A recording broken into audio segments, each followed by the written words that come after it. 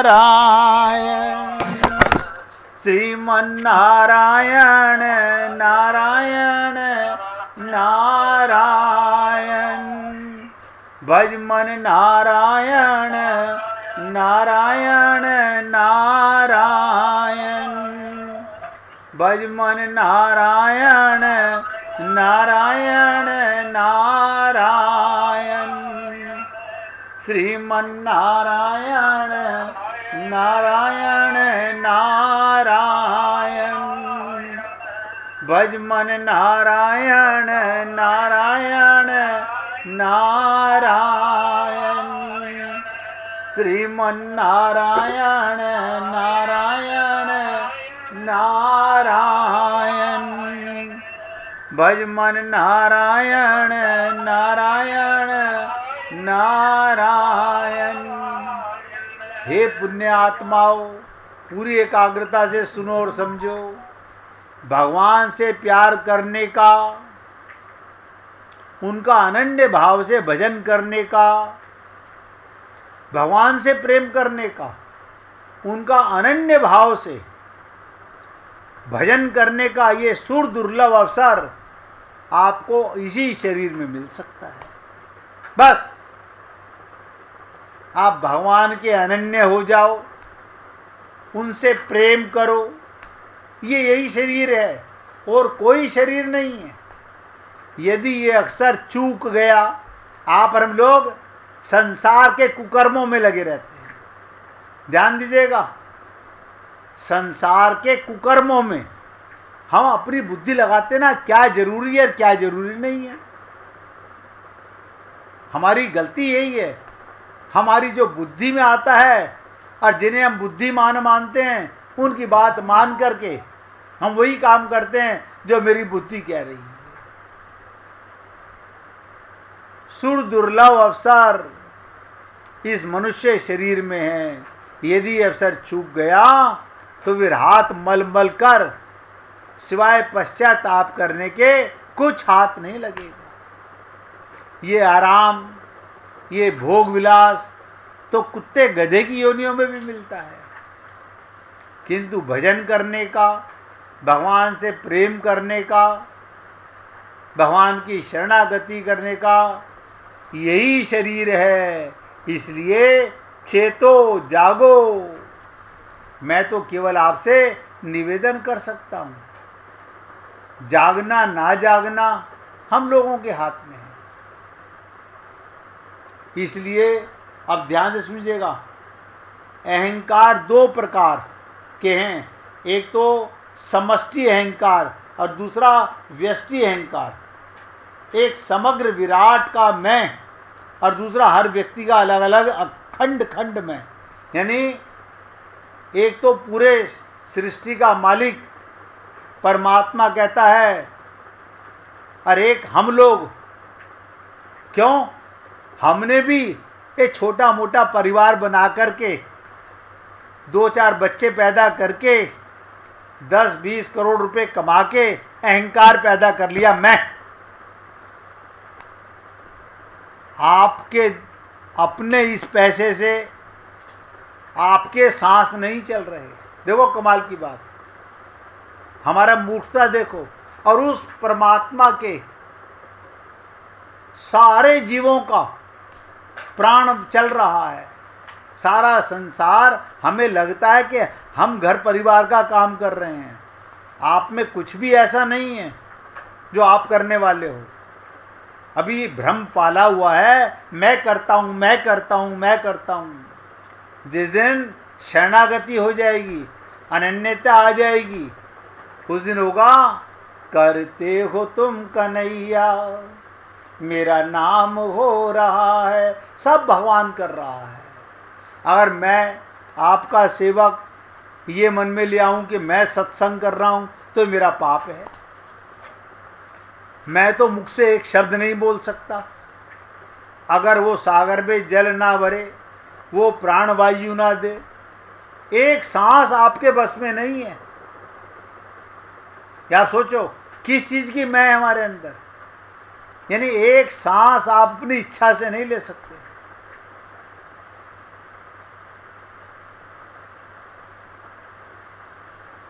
तो कहने का तात्पर्य एक समस्त ब्रह्मांड का कर्ता मैं, और एक छोटे छोटे आप और हम लोग, जो दक्ष प्रजापति का जब सर काटा गया था, आपको पता होगा किसका सर लगाया था उसको, बकरे का, वो भी सारा दिन मैं। और कुछ लोग तो भगवान शंकर की जब प्रार्थना करते हैं तो उसके बाद में मैं का उच्चारण करके भगवान को प्रसन्न करते हैं कि हे प्रभु, ये मैं ही सबसे बड़ा अहंकार है।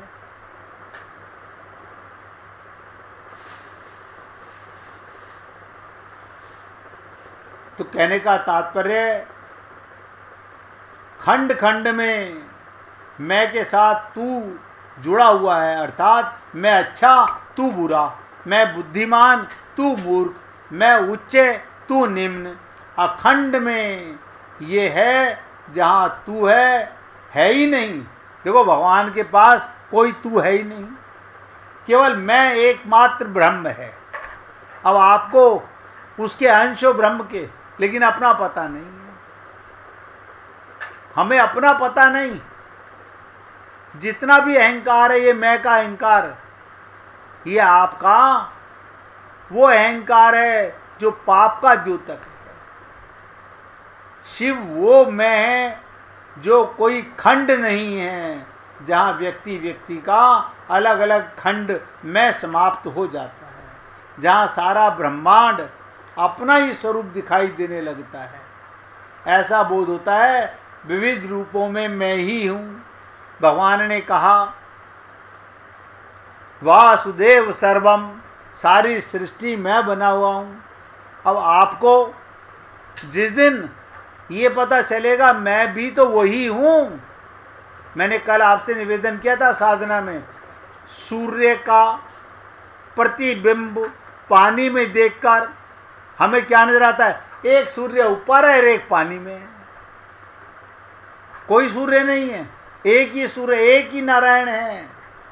ये आप और हम लोगों को, ये हमारी अज्ञानता, ये अहंकार मैं, ये जीव बन गया। ये जब तक मैं नहीं मिटेगी तब तक अज्ञान नहीं मिटेगा।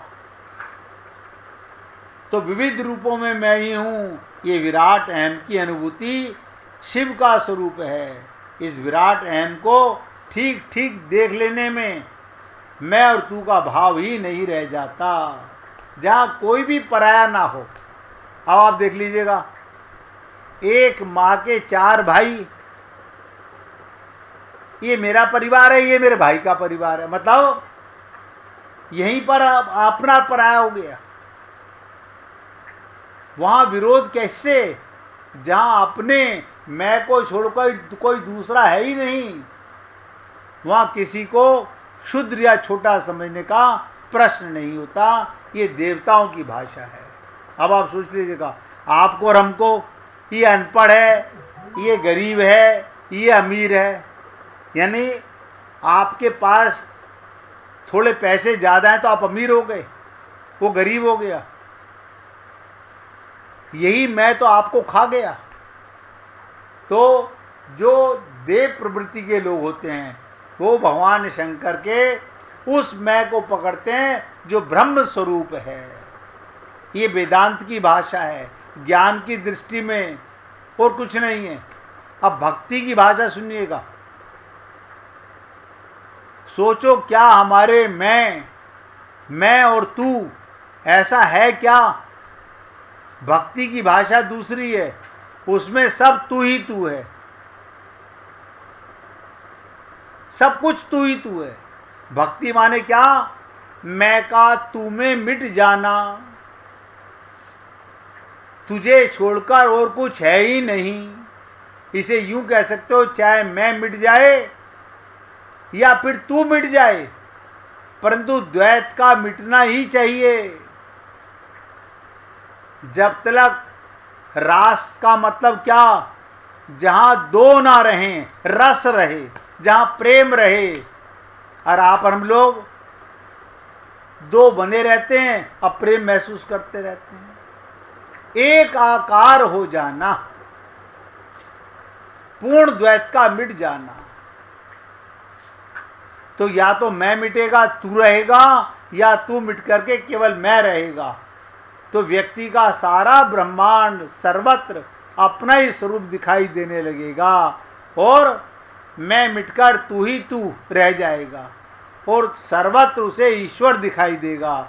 जैसे गोपियां कहती थी, जित देखूं तित श्याम मई है, जित देखूं तित श्याम मई है, कुछ और है ही नहीं। और आप हम लोगों को ये ब्राह्मण है, ये क्षत्रिय है, ये वैश्य है, ये शूद्र है, ये गरीब है, ये अमीर है, ये पैसे वाला है, क्या है ये शिक्षित है, ये क्या है? ये आपका अहंकार है।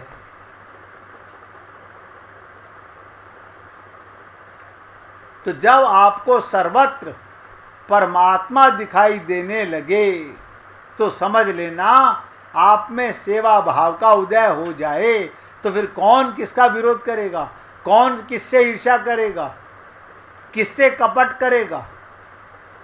और आप और हम लोग जिन दुर्गुण दुर्विचारों की चर्चा पिछले दिनों चलती रही, उनका मूल कारण मनुष्य के जीवन में जो भेद बुद्धि है, उसी के कारण ये उत्पन्न होते और पनपते हैं।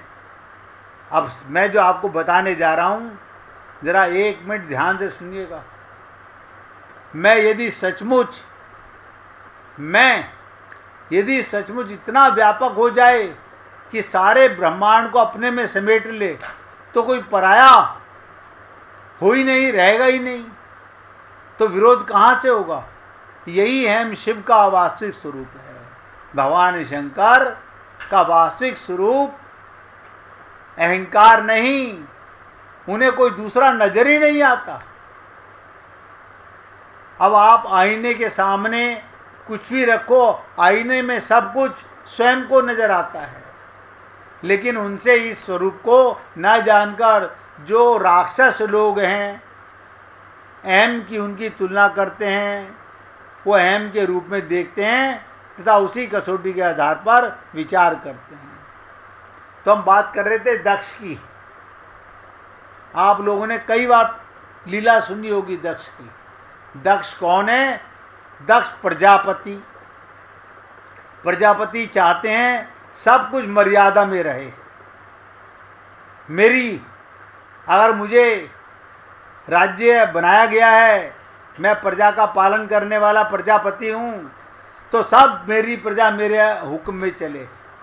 प्रजा को मर्यादित होना चाहिए, लेकिन उसका अतिरेक कब हो जाता है?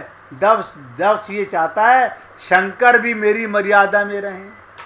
ध्यान से सुनो, वो शंकर को भी अपनी मर्यादा में रखना चाहता है। यही मर्यादा का रोग है। मर्यादा का जब अतिरेक बहुत ज़्यादा बढ़ जाता है, तब वो मर्यादा में न रहकर कारागार बन जाती है। मर्यादा को घर बनाइए, जेल नहीं। मर्यादा को घर बनाइए, जेल नहीं। घर और जेल का अंतर आप सब जानते हो। घर और जेल का अंतर आप सबको पता है। घर में जब आप सोते हो, अंदर से सटकनी बंद करके लगा लेते हो, बाहर जाते हो तो बाहर से ताला लगा देते हो। घर में रहते हुए आप घर की मर्यादाओं का पालन करते हो, किंतु उन मर्यादाओं का एक रूप है जेल। अब ध्यान दो, दोनों में अंतर क्या है? जेल में सुरक्षा दोनों जगह पर है। एक जगह अंदर से कुंडी, एक जगह से बाहर से कुंडी। जेल में अंदर कुंडी नहीं होती, जेल में बाहर से कुंडी लगाई जाती है। दोनों में अंतर क्या? सुरक्षा दोनों जगह, बल्कि जेल में सुरक्षा अधिक। घर में तो कभी चोरी भी हो जाने का डर रहता है, परंतु जेल में डर भी नहीं। एक व्यक्ति ने बताया, एक सज्जन उनके साथ एक ही कमरे में ठहरे हुए थे। रात को वो खिड़की पूरी तरह से बंद कर देते। ध्यान दीजिएगा, खिड़की बंद कर लेते। उन्होंने कहा, अब हवा कहाँ से आएगी? खिड़कियां तो हवा आने के लिए होती हैं, फिर उनमें सीखचे लगी हुई हैं, कोई डर नहीं, खोल दीजिए। उन्होंने कहा कि सांप आ जाएगा तो बताओ, सांप का डर। इस प्रकार उन्होंने यही कहा कि जब इतना ही डर है, इतनी सुरक्षा चाहिए, तो अपने आप को कब्र ही उपयुक्त है। आप तो कब्र में रहना चाहते हो, खुली हवा में भी नहीं रहना चाहते। उसमें कब्र में कोई खिड़की नहीं, कोई दरवाजा नहीं, कहीं कोई छोटा छेद नहीं होता, उसी में अपने आप को बंद कर लीजिए। इसका अभिप्राय घर में सुरक्षा तो है, पर उसकी एक सीमा है। लेकिन अगर कोई इतनी सुरक्षा चाहे जहाँ किसी बात का भय ना हो, तो वो कब्र के ही समान है। तो शव को ही शिव भी खतरे में नजर आता है। इसलिए बहुत ध्यान से समझिएगा। भगवान राम लक्ष्मण के साथ, अब ध्यान से समझिएगा, भगवान राम लक्ष्मण के साथ जिस समय जनकपुर में नगर दर्शन के लिए आए, आप सबको सुना होगा, जब भगवान राम लक्ष्मण अपने गुरुजी से परमिशन लेकर नगर के दर्शन करने गए, तब जनकपुर के नागरिक गण उनकी सुंदरता को देखने दौड़ पड़े, उनकी सुंदरता को देखने दौड़ पड़े। सोचो मेरे भाई, क्या ऐसी सुंदरता थी, नगर के लोग भगवान की सुंदरता को देखने दौड़े। अब वहां पर गोस्वामी जी के सामने समस्या आ गई कि तुलसीदास जी मर्यादावादी हैं, चरित्र में मर्यादा का बड़ा महत्व होता है। जनकपुर के पुरुष यदि श्री राम की सुंदरता को देखकर मुग्ध हो जाते हैं, ध्यान देना एक एक शब्द पर। तुलसीदास जी कहते हैं मैं क्या करूं, भगवान मर्यादा पुरुषोत्तम है, और अगर राम को देखकर, उनकी सुंदरता को देखकर जनकपुर वासी मुग्ध हो जाते हैं, तो ये कोई अमर्यादा की बात नहीं है। किंतु उनके सामने प्रश्न ये था, जनकपुर की स्त्रियों ने भी भगवान के सौंदर्य को देखा, जनकपुर की स्त्रियों ने भी देखा भगवान राम को। अब तुलसीदास जी को मर्यादा का अजीर्ण होता है। मर्यादा को अगर उन्होंने कारागार बना लिया होता तो यही लिख देते, श्री राम के सौंदर्य को केवल पुरुषों ने देखा, स्त्रियों ने भी, देखिएगा, स्त्रियों ने भी देखा। और इतनी मुग्ध हो गई स्त्रियां, जब जनकपुर की स्त्रियों ने भगवान राम को देखा, इतनी मुग्ध हो गई कि तुलसीदास जी जानते हैं मर्यादा का इतना अतिरेक बिना हो जाए हम ईश्वर के सौंदर्य को ही ना देख सकें, मुग्ध ना हो सकें, आनंद का अनुभव ना कर सकें। इस प्रकार का पतिव्रत धर्म या मर्यादा वास्तविक धर्म ना होकर केवल धर्माभास होता है। वो सत्य की ओर ना ले जाकर सत्य से दूर ले जाने का मकसद है।